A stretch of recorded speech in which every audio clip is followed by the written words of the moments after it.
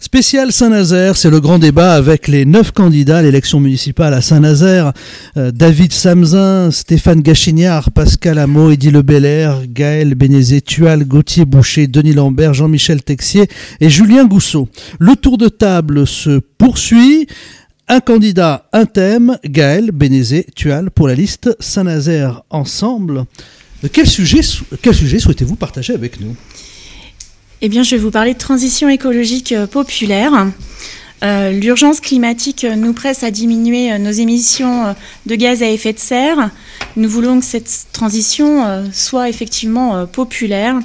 Le changement climatique engagé va faire évoluer le climat de Saint-Nazaire vers des températures proches de celles de Lisbonne, donc en gros 1000 km au sud de nous actuellement, d'ici les prochaines décennies. Et le risque de montée des eaux, le risque d'inondation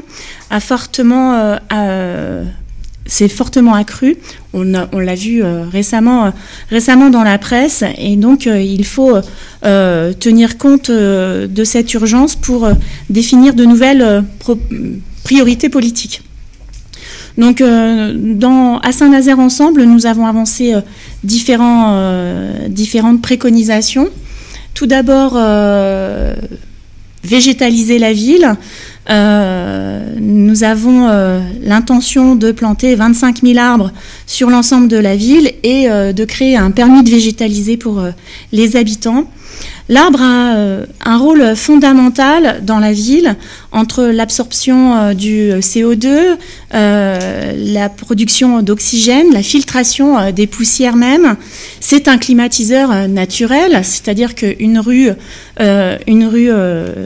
non végétalisée et une rue végétalisée, la différence de température, de ressenti de température peut aller jusqu'à 5 degrés l'été. En plus, l'arbre donne un sentiment de bien-être aux habitants quand ils circulent dans les rues. Donc c'est important. Nous avons imaginé un grand parc de l'estuaire sur le plateau du Petit Maroc pour justement pouvoir densifier ce secteur en termes de végétal. Au-delà de la place de l'arbre, il faut aussi penser aux mobilités. Et donc, nous souhaitons une révolution des mobilités. D'abord une refondation du réseau de transport en commun et puis une fois que cette refondation est faite, nous souhaitons en arriver à la gratuité même pour les usagers de ces transports. Pardon.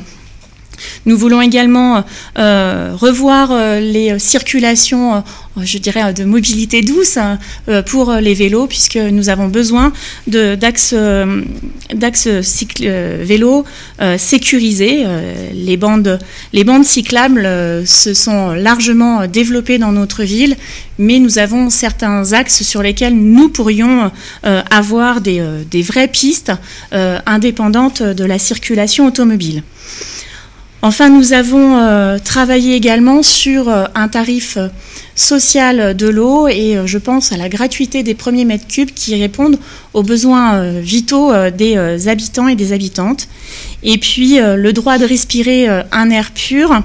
Nous devons avoir des mesures qui soient plus contraignantes pour les industries les plus pollueuses, celles qui ne respectent pas les normes. Et puis, nous devons travailler avec le grand port maritime pour que les navires à quai soient connectés au réseau électrique local et ne plus faire en sorte que leur moteur diesel pollue l'air que nous pouvons respirer. Voilà les sujets que je voulais apporter. Merci Gaël Bénézet-Tual. Alors, qui souhaite s'exprimer sur ce sujet?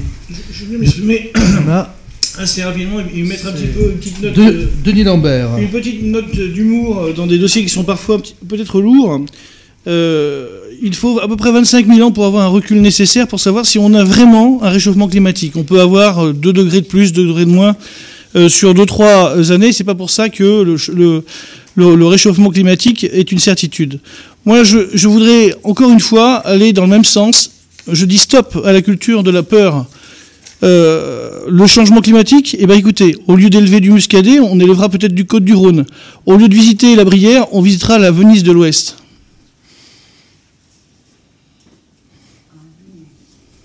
Bon. Bien sûr. Alors, ça fait réagir. Pascal Hameau et Gauthier Boucher, ensuite. Oui, alors là les bras m'en tombent. Je crois qu'il vaut mieux en rire, mais on pourra en pleurer. Voilà, les scientifiques s'expriment, je pense qu'il n'y a plus une semaine sans qu'on ait d'alerte. Je parlais en introduction du voyant qui était rouge. Comment, enfin, c'est vrai que Trump est aussi dans le déni, mais comment est-ce qu'on peut être encore aveugle, sourd à toutes ces alertes? Tous les scientifiques nous le disent, nous sommes dans une crise climatique, nous en payons déjà le prix, les incendies tous les étés qui sont gravissimes, les tempêtes, des violences jamais connues, des records de température. Alors on pourrait faire un descriptif sans fin et surtout des conséquences qui impacteront toutes les populations. Nous ne serons pas à l'abri à Saint-Nazaire, évidemment. Nous serons peut-être même aux premières loges, puisque sur le littoral, les quartiers de Saint-Nazaire, nous avons vu des cartes de submersion marine. Les quartiers de Saint-Nazaire seront très impactés, notamment Méen-Pinouette, le parc paysager, la zone industrielle. Donc si on veut préserver l'emploi demain, si on veut préserver l'habitat demain, c'est aujourd'hui qu'il faut agir. Les 6 années à venir seront décisives, tout simplement. Donc nous, Saint-Nazaire solidaire et écologiste, pour nous, c'est le fil rouge du prochain mandat. C'est le fil rouge. La transition écologique, c'est demain, c'est à prendre en charge dans toutes nos politiques publiques pour ne pas laisser non seulement la population dans une difficulté à venir. Moi, ce matin encore, j'étais à Méen-Pinouette sur le marché. Il y a une dame qui me dit, moi c'est simple, mon mari travaille au chantier et ma maison est dans une zone inondable. Donc nous, on a tout à perdre, quoi.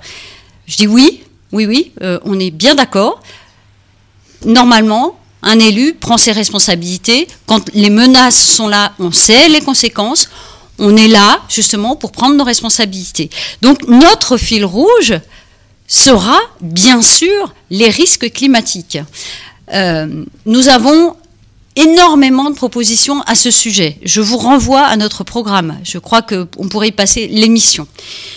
Simplement, la végétalisation, oui, bien sûr, il faut végétaliser. Pourquoi? Parce que quand on prend des pluies torrentielles, on en a encore cet après-midi, qu'est-ce qui se passe sur le béton, le goudron? Ça s'écoule. Et qu'est-ce qui se passe? C'est des inondations. Ça inonde les maisons. Vous savez, une maison inondée 2 fois par an, c'est un cauchemar. C'est un cauchemar. Voilà. Oui, bien sûr, les transports, c'est quoi le problème du réchauffement climatique? 3 sources essentielles, les transports, le chauffage, des bâtiments, du logement, etc., l'industrie, l'économie. 3 sources de réchauffement climatique. Donc on agit avec les partenaires, bien sûr, les industriels, les entreprises. Je pense que, heureusement d'ailleurs, les entreprises ont conscience de l'enjeu. Ils ont bien compris qu'on devra travailler ensemble sur ces questions, mais il en va de l'avenir de la population, de l'avenir de notre ville. Donc ce sera essentiel sur les transports. Bien sûr, il va falloir réduire 80% des gens sur notre territoire, se rendent au travail en voiture individuelle.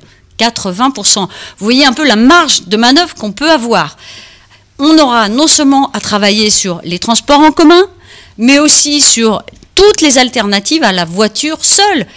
Le covoiturage, le transport, les voitures partagées, et puis bien sûr les mobilités douces. On parle de vélo. Bien sûr que si on a peur de prendre la route avec son vélo parce que les pistes ne sont pas sécurisées, il faudra sécuriser les pistes. On est d'accord, mais on n'a pas le choix. Il faut y aller, on n'a pas le choix. Et puis la dernière chose, c'est évidemment l'eau, la qualité de l'air, et là la pollution et la surmortalité sur notre agglomération, parce que oui, on a 28% de surmortalité quand même sur notre agglomération. on va pas faire l'autruche là-dessus non plus, hein. On va pas faire l'autruche sur le réchauffement climatique, faire l'autruche sur la surmortalité de notre territoire. Non, on assume, on épluche le rapport de l'ARS, l'Agence régionale de la santé, mais surtout on demande des études supplémentaires, parce que cette étude, elle nous dit juste, vous avez un taux de surmortalité prématurée nettement supérieur à la moyenne, nettement supérieur. Des gens meurent plus tôt ici que partout ailleurs en France. C'est le cas aussi à Fos-sur-Mer. C'est étrange. Zone industrielle, zone portuaire, même problématique. Donc qu'est-ce qu'on fait? On demande des études, bien sûr, et on ne se contente pas de demander des études à l'État. On va aller voir s'ils ne répondent pas, parce qu'ils ne répondent pas à l'heure actuelle. Les études épidémiologiques qui pourraient nous expliquer ce qui se passe sur notre territoire, on n'a pas de réponse. On n'a pas de réponse, donc on est élu, très bien. Moi, j'ai été élue à la transition écologique. J'ai fait tout ce que j'ai pu sur la question. Parfois contre des élus me disant la qualité de l'air, c'est pas nous, c'est l'État, l'isolation des bâtiments, oui, mais bon, on n'a pas les moyens. J'ai fait vraiment tout ce que j'ai pu sur la qualité de l'air, des mesures dans les écoles, dans les cours d'école, dans les classes. J'ai fait tout ce que j'ai pu sur l'isolation des bâtiments. Maintenant, la surmortalité sur notre agglomération, il va falloir effectivement aller peut-être à l'Élysée, à l'Assemblée nationale, et porter jusqu'au bout ce sujet qu'on ne peut plus ignorer. Mais stop à l'autruche. C'est plus possible d'entendre ça. Quand on est élu, on ne peut pas fermer les yeux sur une réalité. Merci Pascal Hameau. La parole à Gauthier Boucher qui l'a demandé, puis après ce sera Eddy Lebelair. Oui, pour faire suite à l'intervention d'un candidat, il ne me semble pas que l'on puisse traiter les problèmes des dérèglements climatiques simplement en regardant par le petit bout de la lorgnette. Est-ce que demain le Muscadet sera remplacé par les Côtes-du-Rhône ou ce genre de choses? Il y a un certain nombre de phénomènes, pas qu'en France, mais dans un certain nombre de régions du monde, qui, me semble-t-il, Monsieur Lambert, démentent votre postulat, à savoir que l'on ne saurait rien des dérèglements climatiques et que l'on ne pourrait rien au sujet des dérèglements climatiques. Ce qui s'est passé depuis le dernier trimestre en Australie, avec les incendies géants, la mort d'1,5 milliard d'animaux et tout un tas de graves problèmes climatiques. Ça existait de tout temps. Hein. Ça existait de tout temps, oui. Ça existait de tout temps. Il n'y avait pas de pompiers encore 10 000 ans. Avec une influence. Pas du tout. Mais lisez le rapport du GIEC, monsieur. Mais soyez sérieux. Le fait que ça existait de tout temps n'implique pas que l'on ne doive rien faire. En revanche, il faut avoir, à notre sens, l'honnêteté intellectuelle de reconnaître qu'une commune ou même qu'une intercommunalité peut sans doute assez peu faire de choses et que ces choses-là se règlent avant tout à l'échelle d'États souverains. Que les efforts planétaires en termes de transition énergétique et écologique se règlent sans doute beaucoup plus, de manière beaucoup plus aboutie à l'échelle macro, si vous voulez, qu'à l'échelle micro. Ce qui n'empêche pas d'avoir à l'échelle micro, au niveau des individus et des citoyens, des comportements éco-responsables. J'avais pas tellement prévu en fait d'intervenir sur les questions de transition écologique, même si les propos de Monsieur Lambert m'ont laissé entendre que des choses devaient être dites. Je voulais toutefois poser une question à Madame Bénizet-Tual concernant le fait de planter 25 000 arbres. Prévoyez-vous de faire cela à l'échelle du seul municipio 2020-2026? Parce que si c'est le cas, ça fait tout de même quasiment 12 arbres par jour, 11,4 arbres par jour très exactement. Ça me semble un tout petit peu démagogique et je me demande si votre mesure, en fait, elle n'est pas à l'échelle de plusieurs municipes, sinon c'est irréalisable. Vous voulez que je réponde tout de suite ? La plantation des arbres, c'est tout le monde doit prendre sa part sur la ville. Donc ça veut dire que la collectivité va planter des arbres, mais que nous allons solliciter aussi les particuliers et les entreprises du secteur pour que chacun prenne sa part. Et donc c'est une totalité, c'est une ambition, les 25 000 arbres, pour arriver à un arbre par habitant. Mais on voit bien qu'à l'échelle de l'urgence climatique que l'on a, c'est un minimum que nous devons réaliser. Mais ça fait 12 par jour et vous ne répondez pas sur... Oui, ça fait 11,4 par jour, monsieur Gauthier Boucher, si on compte les 6 ans. Mais c'est réalisable si tout le monde prend sa part du travail à effectuer. Un petit peu surprenant. Eddy Le Belair avait demandé la parole. Oui, j'ai envie d'intervenir sur ce sujet-là de la transition écologique parce que je crois que les conseillers municipaux et la future municipalité, elle aura bien peu de moyens d'action pour faire grand-chose sur ce sujet-là. Mais il y a néanmoins des choses à faire, c'est évident. Et moi, là où je veux intervenir, c'est sur ceux qui décident réellement de ce qui se passe. Et moi, je pointe du doigt la responsabilité des industriels dans ce qui est en train de se passer, et le fait qu'aujourd'hui, ils font à peu près ce qu'ils veulent. Je vais prendre un exemple local. Par exemple, il y a l'entreprise Yara, dont on a détecté déjà depuis 2011 des rejets dans l'air, dans l'eau, au-delà des seuils, avec un certain nombre d'avertissements des uns et des autres, sans aucune action. Et on parle aujourd'hui de la qualité de l'air. Je vous invite à venir au chantier naval où je travaille, dans les lieux de production, dans les ateliers sur les navires. Vous allez voir. Alors c'est une entreprise qui a déjà connu dans le passé le scandale de l'amiante, ce qui veut dire que dans la construction navale, de la pollution, on peut en respirer. Aujourd'hui, on en respire d'autres types. Ça pose des problèmes. Et effectivement, le problème de la surmortalité liée au cancer dans la ville a très certainement un lien avec l'activité industrielle. Alors le problème aujourd'hui, effectivement, c'est qu'on a affaire à des industriels qui ne communiquent rien sur la réalité des pollutions, des polluants qui rejettent dans l'atmosphère, dans les eaux, etc. Et surtout, des industriels qui n'acceptent aucune contrainte, et puis d'un autre côté aussi des pouvoirs publics qui n'exercent pas la contrainte qui serait nécessaire pour obtenir des résultats tangibles dans ce domaine-là. Et moi, je crois, là encore, je pense effectivement qu'il y a besoin d'une force pour exercer une contrainte sur ces gens-là, sur les gros industriels. Moi, je crois que la force, c'est nous, les gens des classes populaires. Sur les problèmes de transport, parce que ça a été abordé aussi, et la gratuité des transports, moi bien évidemment je suis pour la gratuité des transports, mais le problème des transports collectifs, il est bien plus global que ça. Il y a à la fois les bus, donc là c'est de la responsabilité de la mairie, mais il y a le problème des trains, des horaires, l'état de circulation des trains et l'état du train en général. Il n'est pas exclu qu'il soit privatisé à l'avenir et ça ne va pas améliorer la situation. Puis il y a aussi d'autres choses. Vous avez qu'à voir la situation des salariés aujourd'hui, quand on travaille à Saint-Nazaire ou aux environs, qu'on veut se loger, on a, pour des questions de coûts, des questions d'argent, on est bien souvent obligé d'habiter loin de son travail. Les employeurs, les grands patrons n'ont strictement rien à faire de la concordance des heures des transports en commun avec les heures d'embauche. Je travaille dans un chantier naval où on fabrique des navires. Il y a un accident qu'en témoigne cette semaine. On fabrique des paquebots en pleine nuit. Donc vous imaginez bien les difficultés pour aller au travail en empruntant les transports en commun quand on embauche à 9h le soir et qu'on débauche à 5h le matin.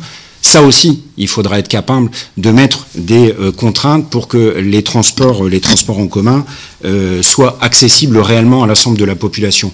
Autre chose sur les transports en commun, pendant longtemps, une partie de ce transport était assurée et payée par les grands industriels du coin. Ça a été le cas au chantier naval. Le chantier naval a totalement abandonné ces transports en commun. C'était le cas aussi pour Airbus, dans la commune à côté, qui sont en train petit à petit de reculer sur ce sujet-là, alors que c'est de leur responsabilité, ce serait à eux de financer totalement les voyages aller-retour, un minimum au moins, pour que les salariés puissent se rendre à leur travail. Voilà. Sur mortalité, oui, effectivement, c'est un sujet extrêmement grave. Et là, bien évidemment, on a besoin de savoir exactement ce qui se passe dans les grosses entreprises. Mais là, il faut être capable de bousculer les résistances parce que, moi, je continue à dire, les grands industriels ne font que ce qu'ils veulent. Merci Eddy Le Belair. Stéphane Gachignard avait demandé la parole, puis ensuite Jean-Michel Texier, puis ensuite ce sera peut-être l'autre débat suscité par Pascal Amoué, qui sera peut-être voisin du thème que l'on aborde. Alors, Stéphane Gachignard. Je crois que le réchauffement climatique n'est pas une question, c'est une certitude. Et c'est l'affaire de tous. J'entends dire que ça devrait être traité au niveau national, voire macro, comme ça a été dit. C'est exact que ça doit être traité à ce niveau-là, mais je crois surtout que ça doit être traité à chaque niveau et que chacun doit y contribuer, que ce soit le citoyen à titre individuel et chacune des collectivités qui doit le prendre en charge et s'assurer que on avance tous dans le même sens sur cette lutte contre ce réchauffement climatique qui est très préoccupante. Alors évidemment, il faut s'intéresser à la végétalisation. Nous avons prévu, nous aussi, de renforcer cette végétalisation, de renforcer une coulée verte. Et je dois avouer que j'ai été très surpris lors du dernier débat parce que nous avons fait une proposition qui a semblé un petit peu iconoclaste. Cette proposition, il faut rappeler quand même qu'en termes d'émissions de CO2, elle a 0 émission de CO2, qu'elle est moins chère que beaucoup d'autres installations, qu'elle rend disponible les terres pour qu'on supprime l'artificialisation, et qu'il me semble un petit peu facile, voire irresponsable, de balayer d'un revers de main ou d'un ricanement cette proposition des télécabines qui peuvent apporter beaucoup en matière écologique sur notre région. C'était Stéphane Gachignard qui avait la parole. Jean-Michel Texier avait demandé la parole ensuite. Oui, merci. Sur le thème de la transition écologique et notamment industrielle, moi c'est sur cette partie-là que je voulais intervenir. Nous, ce que nous proposons avec l'équipe Saint-Nazaire avec vous, c'est de faire de notre territoire un modèle en termes d'écologie industrielle. Aujourd'hui, et pour reprendre en fait ce que disait Monsieur Lebert tout à l'heure, sur la pollution des industries, aujourd'hui l'État demande de mesurer des particules fines qui sont en fait les plus gros polluants de notre pays. Certes, et c'est normal. Nous sommes sur un territoire particulier, nous sommes sur un territoire avec des industries particulières. Nous avons une raffinerie, nous avons des chantiers, nous avons diverses sociétés avec des polluants différents. Donc, et même si l'ARS ne le prévoit pas, il est du pouvoir des politiques locales de pouvoir lancer des mesures, même effectivement, ça coûte. Mais si les autres ne le font pas, c'est à nous de le faire. Il nous faut savoir ce qu'on respire pour pouvoir agir. Si on ne sait pas, on ne peut pas agir. Et si on veut agir sans savoir, on tape à côté. Donc il est important de lancer ces mesures de qualité de l'air, de lancer ensuite un référendum, c'est pas ça du tout, mais c'est un consortium avec l'ensemble des entreprises pour travailler la problématique de façon à pouvoir agir. Mesurons et agissons. Merci Jean-Michel Texier. Julien Gousseau avait demandé la parole et puis David Samsa. Pour conclure en 30 secondes pour qu'on puisse passer au thème suivant, rappeler qu'effectivement, je pensais qu'on serait unanime sur le sujet du réchauffement climatique et de ses dangers. J'ai le regret de constater qu'on est juste majoritaire. Mais juste pour faire un point, parce qu'il y a beaucoup de choses très justes qui ont été dites et que je partage à 100%, et refaire un point sur la surmortalité et rajouter que avec la liste que j'ai l'honneur de conduire, compte parmi elles notre député Audrey Dufeu, qui est déjà une personne qui est très investi sur ces questions et reconnu par les différents acteurs que nous aurons à mobiliser sur ces thématiques, et nous comptons bien le faire avec elle. Voilà. Merci Julien Gousseau pour la liste. J'aime Saint-Nazaire et David Samsa que nous écoutons. Beaucoup de choses ont été dites, je le crois bien évidemment, et je partage votre propos, Monsieur Gachignard. Tout le monde a sa responsabilité sur le sujet, c'est-à-dire que ce soit la ville, l'agglomération, le département, la région, l'État français, l'Europe et le monde, bien entendu, sur ces sujets-là. Et malheureusement, de voir encore des climato-sceptiques, c'est vrai que les bras m'en tombent. Beaucoup de choses ont été dites. Et en même temps, il faut nous faire attention. Je crois que c'est pas à l'échelle de la ville, au minimum à l'échelle de l'agglomération, qu'il nous faut regarder ces sujets-là. On a parlé beaucoup de l'arbre, la place de l'arbre. Moi, je rentre pas dans ces polémiques. Combien en faut-il? Comment on préserve notre Brière, qui est le premier piège à carbone? Le premier piège à carbone chez nous, c'est la Brière. Ce sont nos prairies, ce sont nos marais.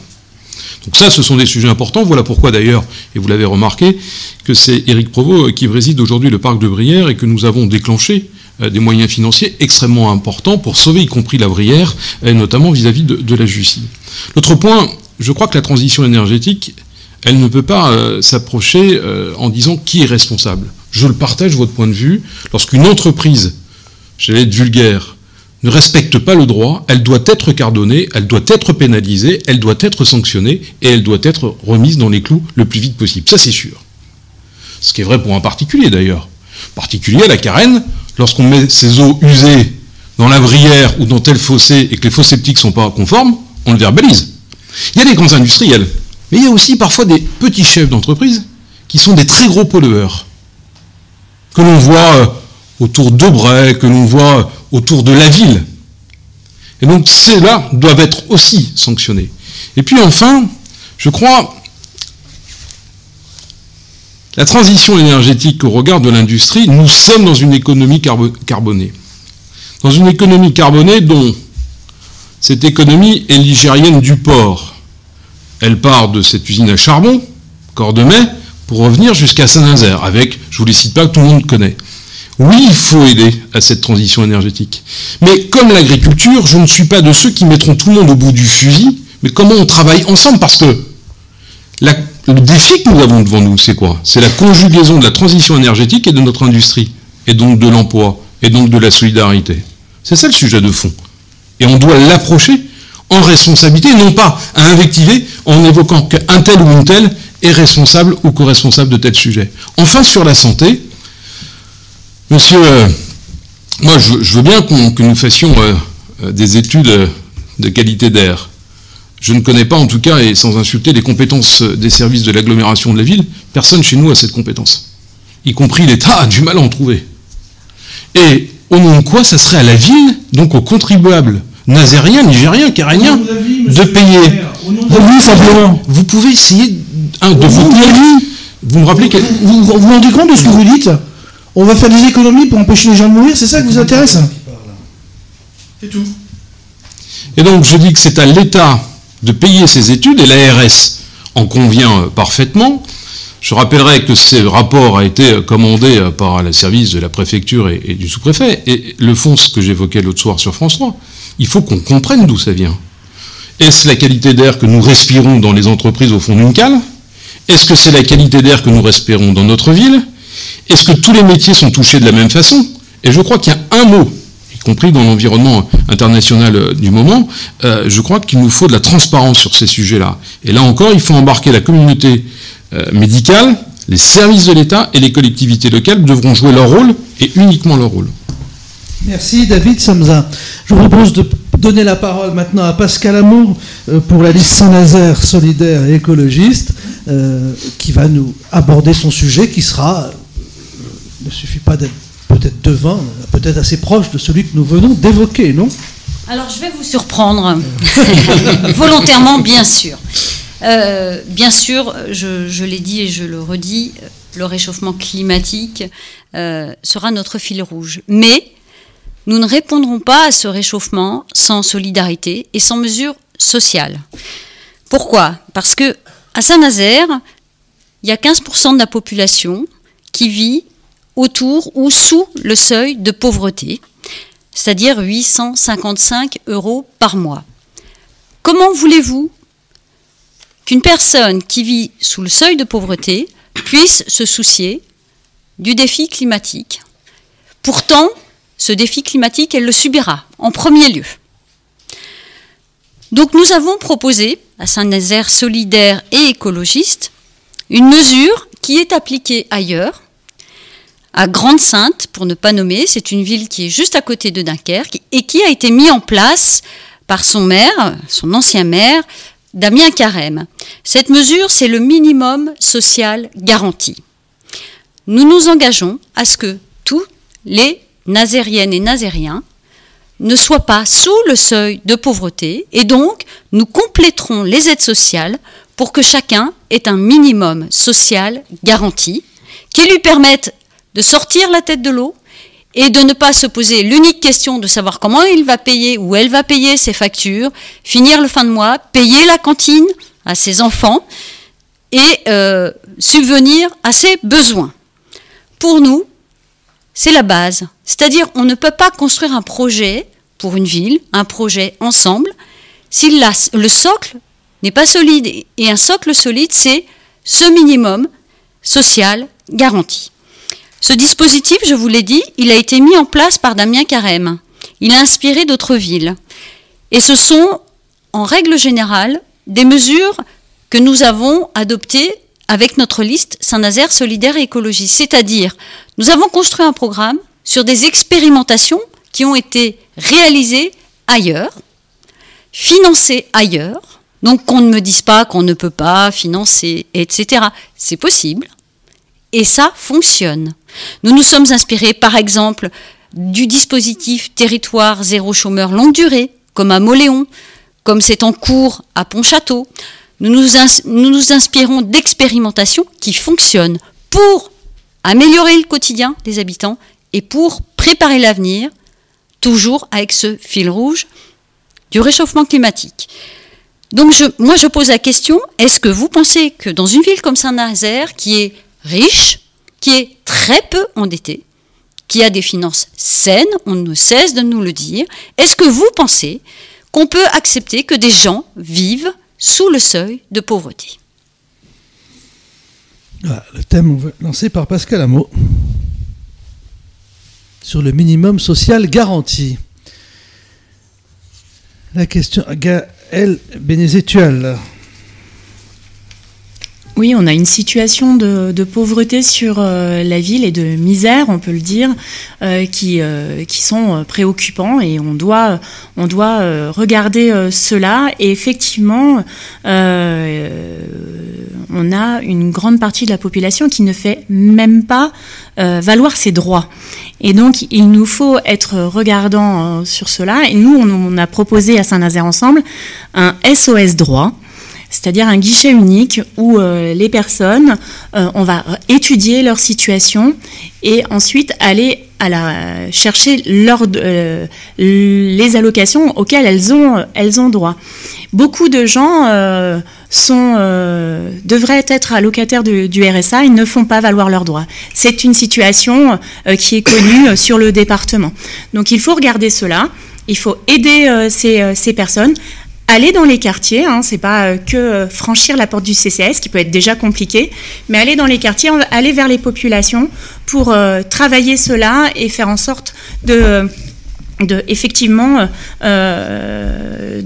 faire en sorte que ces personnes ne soient plus sous le seuil de pauvreté. Et puis on sait que le RSA, c'est déjà pas grand-chose, mais du coup, ça permet quand même de regarder différemment la vie.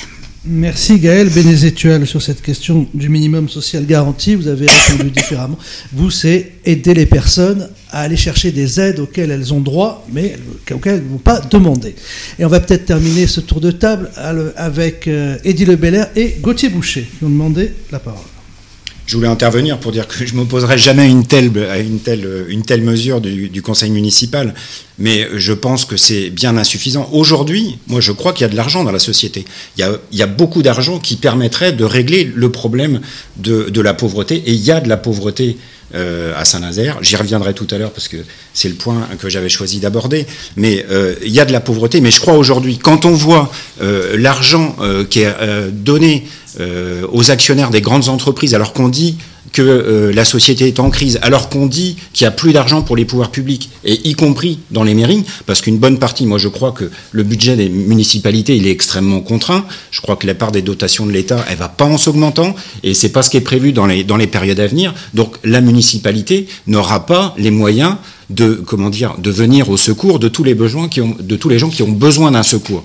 Là, j'avais calculé l'enveloppe, ça fait une mensualité en moyenne de 20 euros par personne. J'ai regardé les chiffres que vous donniez.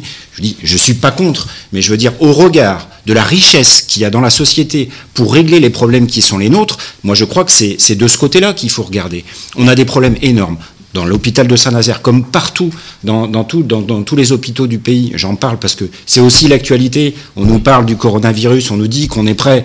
C'est faux. L'hôpital est au bord de l'effondrement. Si aujourd'hui on a besoin de faire face, au niveau national comme à Saint-Nazaire, on a besoin de faire face à une épidémie d'ampleur dans le pays, non, l'hôpital n'est pas prêt parce que l'hôpital est au bord du gouffre. Eh bien, justement, là, on aurait besoin de moyens financiers pour embaucher des gens, embaucher du personnel, on en a besoin, des aides-soignants, des infirmiers, des médecins, etc. Mais c'est vrai aussi partout dans le monde du travail. Dans toutes les entreprises de ce pays, les gens sont pressurés totalement, croulent sous le travail. On emploie 2 personnes quand il en faudrait 3 pour faire le travail. Aujourd'hui, c'est ça, l'enjeu si on veut régler nos problèmes. Alors, l'argent, je crois effectivement qu'il faut aller le saisir. Je crois effectivement qu'il faut prendre des mesures de contrainte vis-à-vis de gens, de personnes, de familles qui auraient largement les moyens de les supporter, ces contraintes. Parce que quand on voit le niveau d'évolution des plus grosses fortunes du pays, je peux vous dire qu'on pourrait en prendre une bonne partie sans les empêcher de vivre. Et je pense que c'est ça Hein. C'est ça ce à quoi il faut s'attaquer si on veut régler le problème de la misère, si on veut régler le problème du chômage. Gauthier Boucher. Oui, pour revenir à la question et y répondre, bien sûr que c'est une souffrance, une déchirure, qu'il y ait une grande pauvreté, qu'il y ait de la pauvreté dans une ville comme Saint-Nazaire, même si les choses vont mieux. Et bien sûr que c'est un problème que beaucoup de personnes, encore par pudeur ou peut-être par manque de compréhension, ne sollicitent pas les droits sociaux auxquels ils pourraient légitimement prétendre. Mais enfin, ces problèmes ne seront pas résolus, à notre sens, par quelques salaires minimales que ce soit, en plus de ceux qui sont déjà prévus.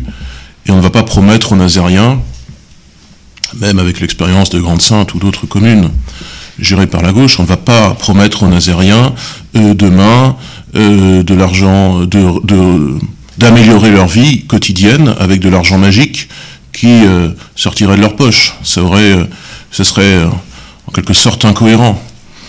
Il faut tout de même se rappeler que lors de la dernière élection présidentielle, le candidat qui a proposé la mesure qui se rapproche le plus de celle qu'a citée Madame Hameau, finalement a été un de ceux qui a fait le moins de voix. Cela doit vouloir dire un certain nombre de choses sur le fait que ce type de mesure n'est pas réellement attendu de la population. Merci Gauthier Boucher. Denis Lambert.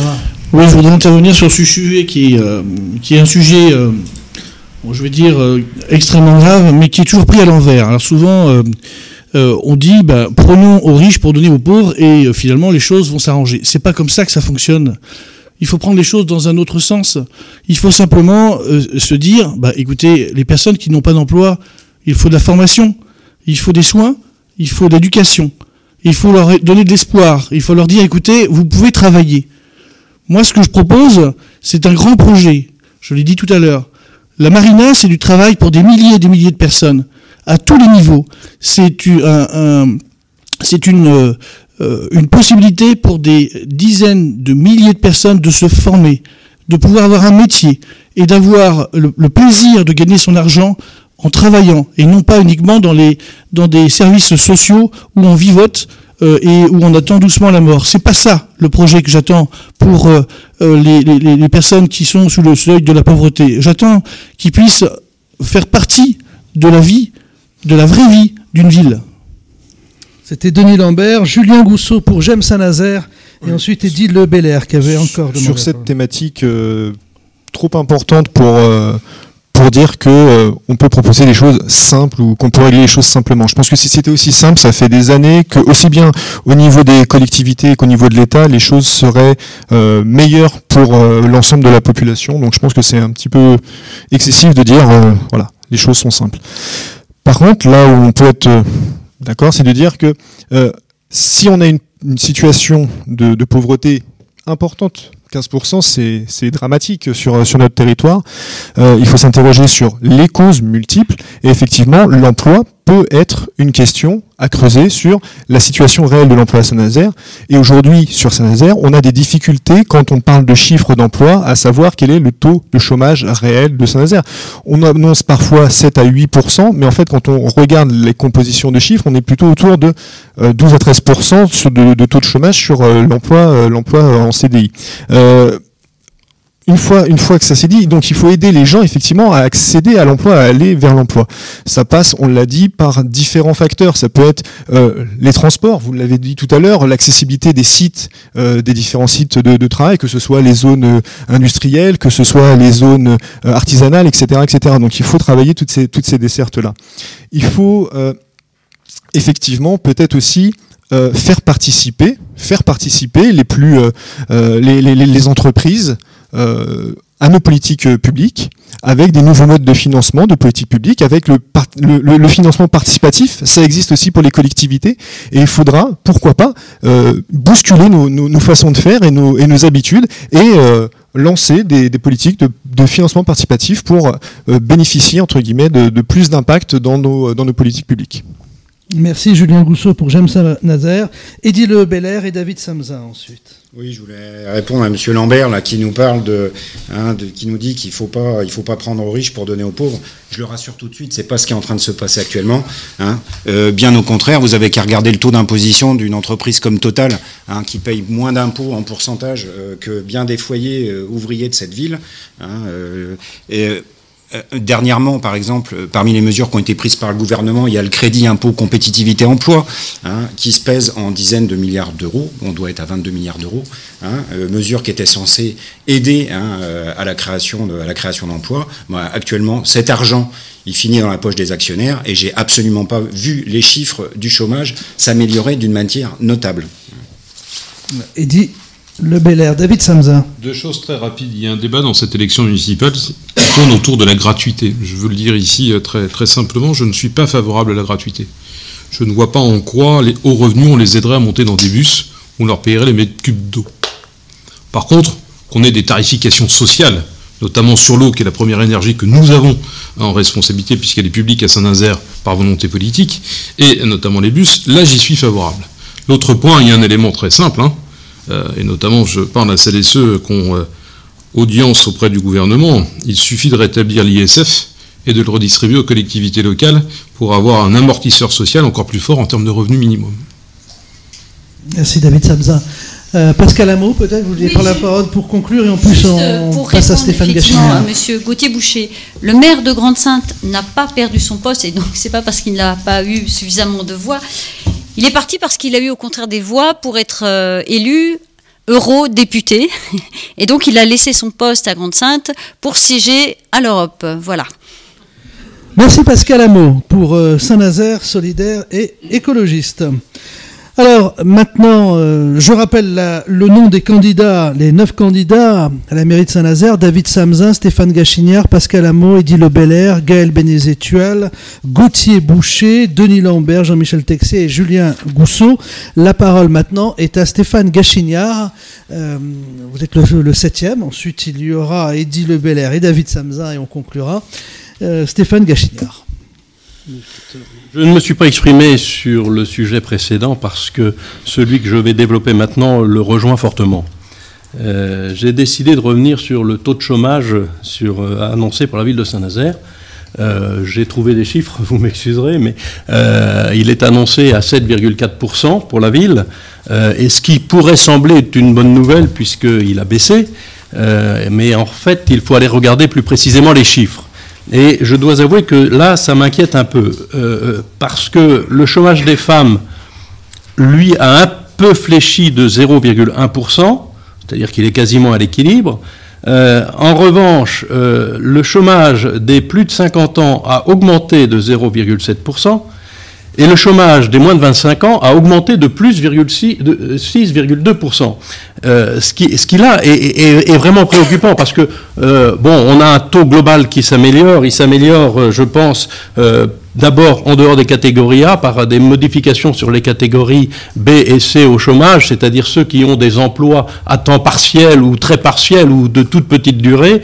Je ne suis pas sûr que ces emplois-là facilitent ni la réinsertion ni la lutte contre la misère sociale.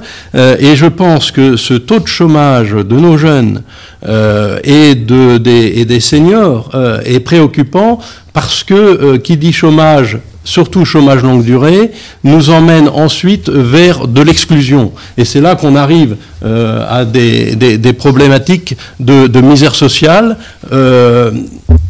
peut-être aussi de délinquance, parce que quand on a des difficultés ou qu'on n'a pas de boulot et qu'on n'arrive pas à aller au travail, on peut avoir des tentations. Je pense aussi, et c'est là le problème de notre taux de misère sociale, c'est qu'on a des gens, contrairement à ce qu'on pourrait espérer, qui sont en limite d'employabilité, tellement ils sont désinsérés ou en dehors tellement exclus, tellement en dehors de nos schémas. J'en ai pour preuve une famille qui a été placée en urgence dans une famille d'accueil où les jeunes de 15-16 ans n'avaient plus aucun repère sociétal, de telle sorte que c'est très compliqué, il n'est pas envisageable de leur demander d'aller travailler parce qu'ils ont perdu toute référence et tout repère. Donc je pense qu'on a une misère sociale forte et il y a des gens qu'il faut aller rechercher là où ils sont et essayer petit à petit de les réinsérer, le retour à l'emploi étant quelque chose qui sera envisagé dans une phase ultérieure.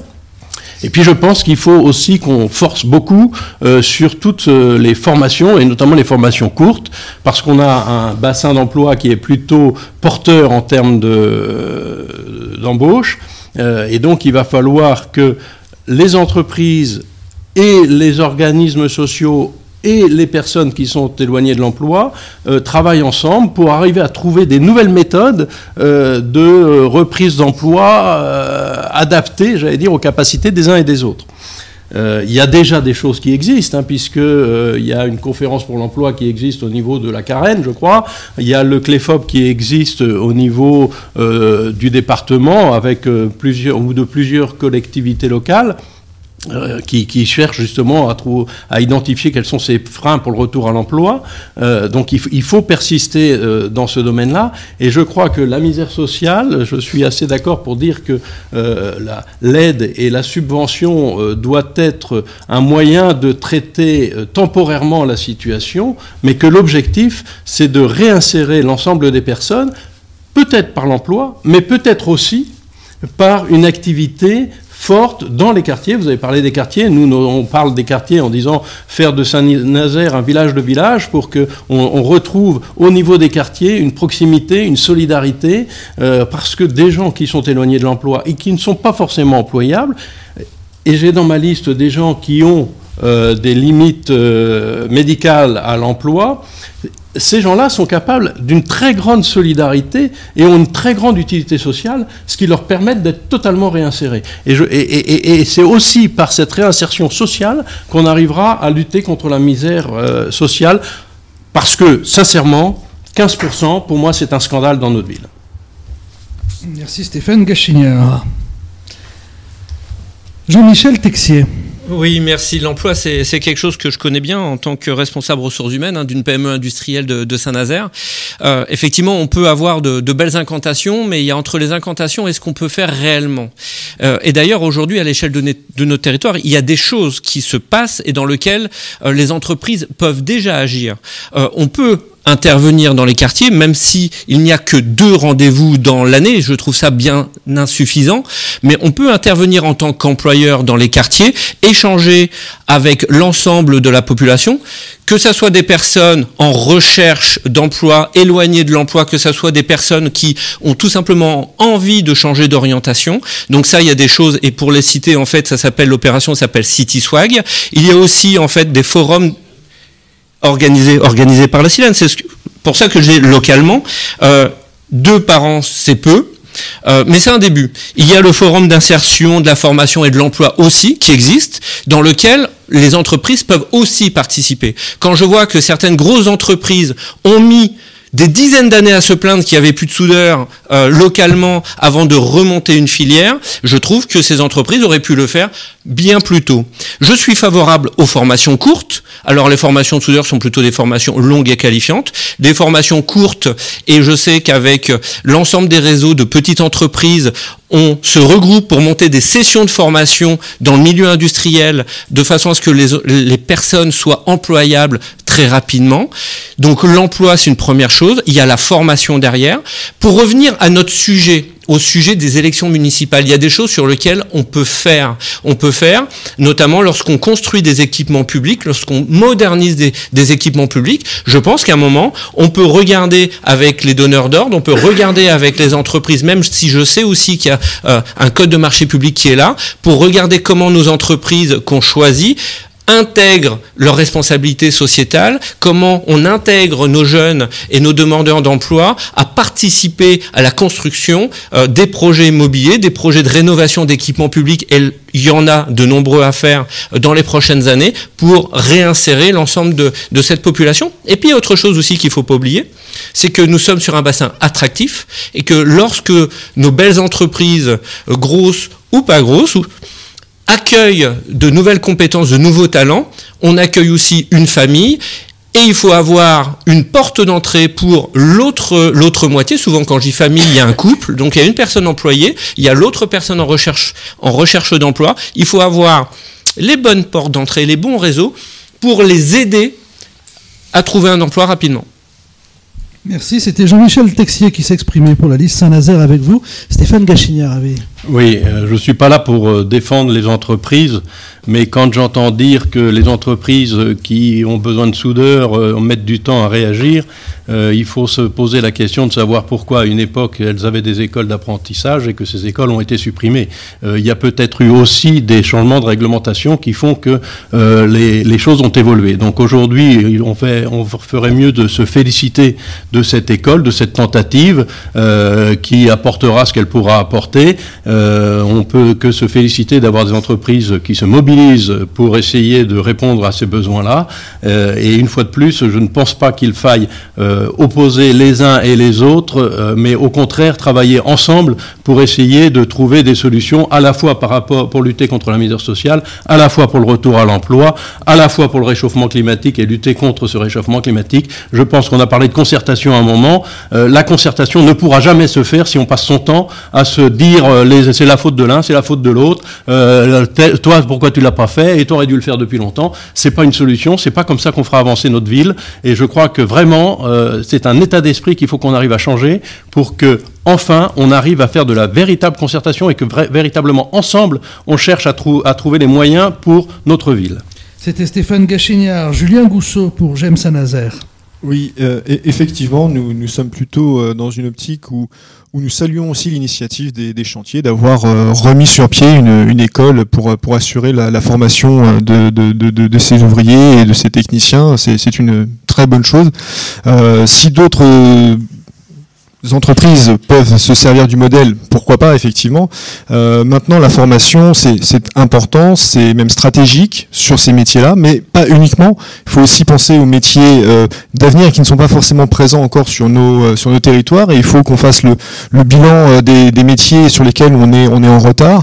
Les formations qui sont liées, par exemple, au service à la personne, à l'accompagnement du vieillissement de la population, parce que Saint-Nazaire a aussi une population qui vieillit, et ce sont des gisements d'emplois que nous avons localement et qu'il va falloir entre guillemets pourvoir. Donc là encore, ce sont des pistes sur lesquelles nous devons en collectif, élus, futurs élus, j'espère, travailler pour avoir le plus de formation et de débouchés pour nos jeunes. Parce qu'il faut absolument que Saint-Nazaire profite de ce virage pour devenir une ville étudiante, une ville qui va à la fois attirer des gens pour venir se former et qui va pouvoir les capter et les installer durablement sur notre territoire. Merci Julien Gousseau. Gauthier Boucher avait demandé la parole et ensuite David Samza. Oui, de manière marquante, il y a un problème qui est rarement évoqué, sinon jamais évoqué lorsque l'on parle d'emploi à Saint-Nazaire, qui est celui du travail détaché. Même si, bien sûr, les élus municipaux que nous sommes, si nous sommes demain minoritaires ou majoritaires, nous n'aurons pas d'influence sur ce phénomène. Cela n'empêche pas d'en parler dans le débat public et de dire comment nous nous positionnons sur ce phénomène, puisque finalement, il y a plusieurs candidats ici qui représentent des forces qui soutiennent ou qui ne font rien pour enrayer l'influence du travail détaché et bien vis-à-vis par exemple du travail industriel nazérien. Et il y aurait sans doute des choses à clarifier. Et puis, Monsieur Gachignard, ce n'est pas honteux quand un candidat, quel qu'il soit, précise, pose la question des positions de vote d'autres candidats à des moments passés. Ce n'est pas quelque chose d'honteux. Il n'est pas inutile parfois de rappeler que certains ont pu voter en contradiction avec ce qui avait été leur promesse de campagne. Ce n'est pas honteux et moi je trouve étrange que régulièrement dans les débats, vous le faites à l'instant, vous l'avez fait l'autre jour sur France 3, vous trouviez étonnant que l'on s'écharpe, il ne s'agit pas de s'écharper, mais on questionne les positions de vote des uns et des autres. C'est quelque chose de normal en démocratie. Je ne crois pas. Alors attendez. Je crois que Julien Gousseau s'était senti visé. Il répond ensuite David Samza, à qui j'avais répondu. Effectivement, senti visé sur la référence à la responsabilité au travail détaché. Vous voyez le travail détaché comme une mauvaise chose, une attaque venant de l'étranger, de l'Europe, contre le travail de nos concitoyens. C'est assez révélateur de votre vision de la politique dans son ensemble. Je n'ai pas parlé d'étrangers, puisque par définition, mais justement, voilà, pour nous, y compris des Français bénéficient du travail. Exactement. C'est vous qui parlez d'étrangers. Justement, non. Nous voyons dans ce travail détaché, dans ce travail détaché, une réussite européenne, puisqu'effectivement, les Français en bénéficient dans d'autres pays de l'Union européenne. Mais je ne le nie pas, c'est moi-même qui viens de le dire. C'est une vérité au reste. Voilà, David Samzan, et on termine ce tour de table. Que le Front National ait peur de l'étranger ou de celui qui vient d'autre part, c'est pas un scoop, c'est rien de nouveau. Ce qui est sûr, on est dans une situation paradoxale. Moi, je ne rencontre pas un seul chef d'entreprise, petit, grand, dans le service, dans l'industrie, que sais-je, qui n'arrive pas à recruter. Et vous avez raison, nous sommes à 7,4% de demandeurs d'emploi. Le raccourci, pour certains, est facile d'expliquer que ce sont que des hommes et des femmes qui ne veulent pas travailler, ce que je ne pense pas. Il faut donc encourager, d'une part, le travail de la région autour de l'apprentissage, le travail qui est fait au chantier, mais aussi chez Charrier, par exemple, qui a aussi ouvert ce type d'école. Là, on a un sujet collectif. Il y a toutes celles et ceux dont l'adéquation formation, et je partage y compris le propos du conjoint ou de la conjointe, parce que nous sommes sur une terre industrielle, et en même temps, il nous faut diversifier notre économie, l'amener plus sur les politiques touristiques de services pour aller chercher un spectre plus large, notamment le développement autour du tourisme. Et puis enfin, sur ces sujets-là, il faut qu'on soit assez humbles les uns et les autres, quelles que soient nos appartenances politiques. Je crois que la France, dans son ensemble, gauche comme droite confondue, celles et ceux qui ont été aux manettes du gouvernement, je crois qu'il faut qu'on réhabilite le travail manuel. Il y a l'adéquation aussi entre la pénibilité de l'emploi et le niveau de salaire. Ce sont des sujets qui sont quand même devant nous fortement dans un bassin extrêmement concurrencé. Qui aurait dit au début de ce mandat, je ne dis pas que c'est Samzin qui commande les paquebots, hein, qu'on soit bien clair, mais qu'on aurait une banderole devant les chantiers de l'Atlantique pour réclamer X CDI. Je ne sais pas à combien ils en sont au moment où nous nous parlons. C'est quand même fantastique. Je préfère gérer ça que d'être plutôt à gérer des plans sociaux.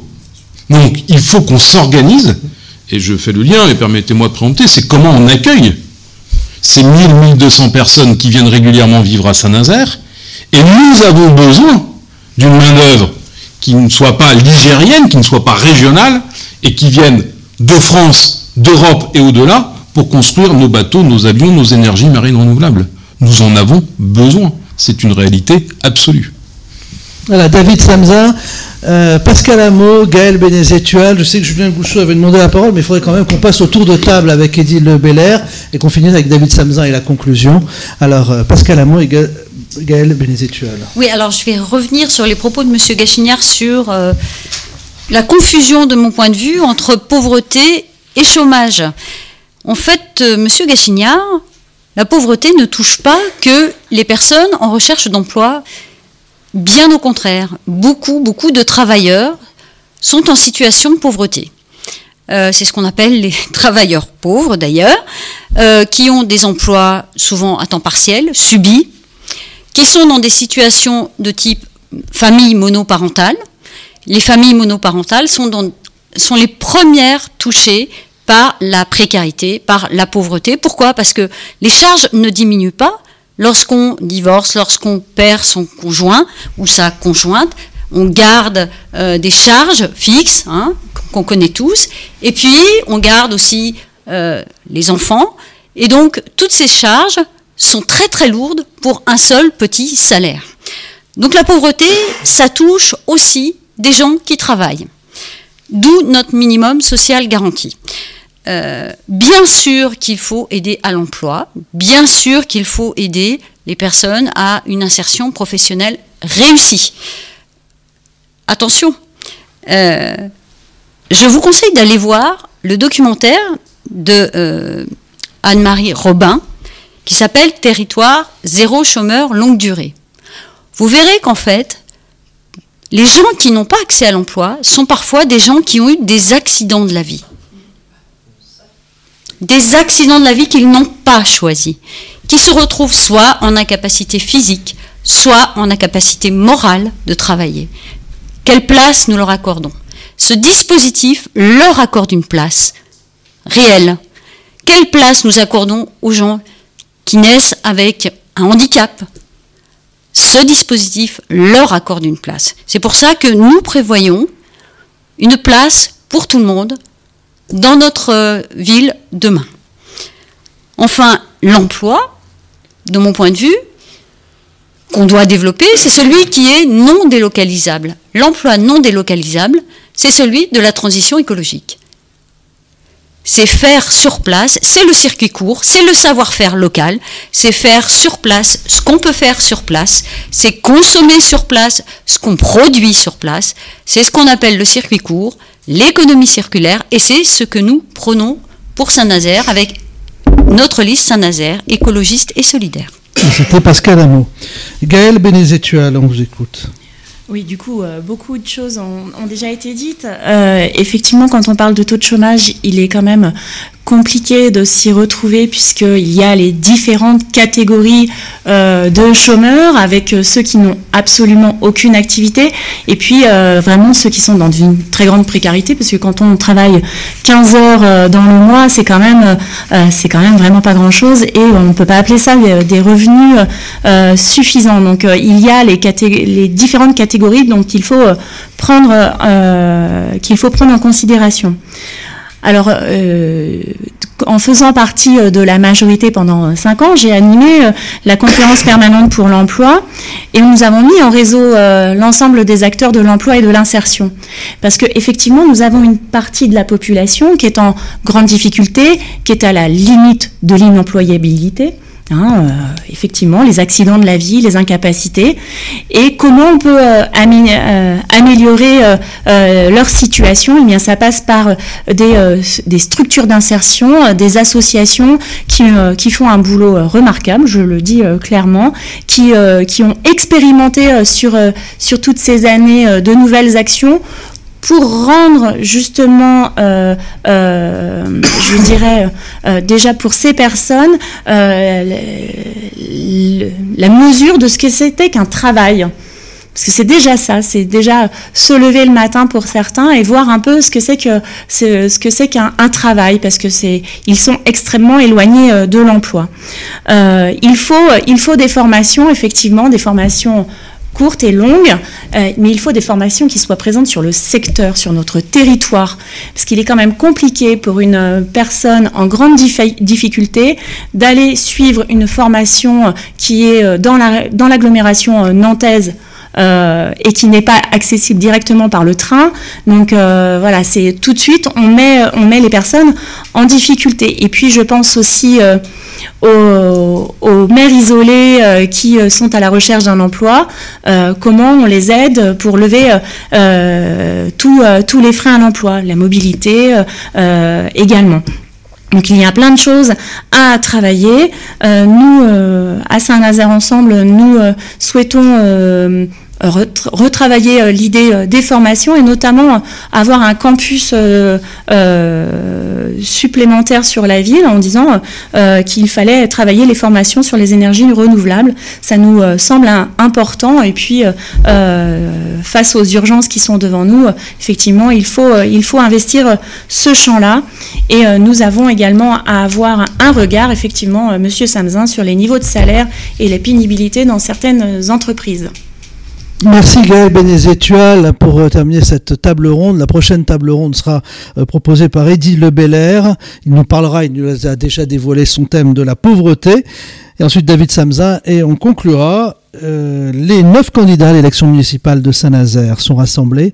David Samzin, Stéphane Gachignard, Pascal Hameau, Eddy Lebelair, Gaëlle Bénézet-Tual, Gauthier Boucher, Denis Lambert, Jean-Michel Texier et Julien Gousseau.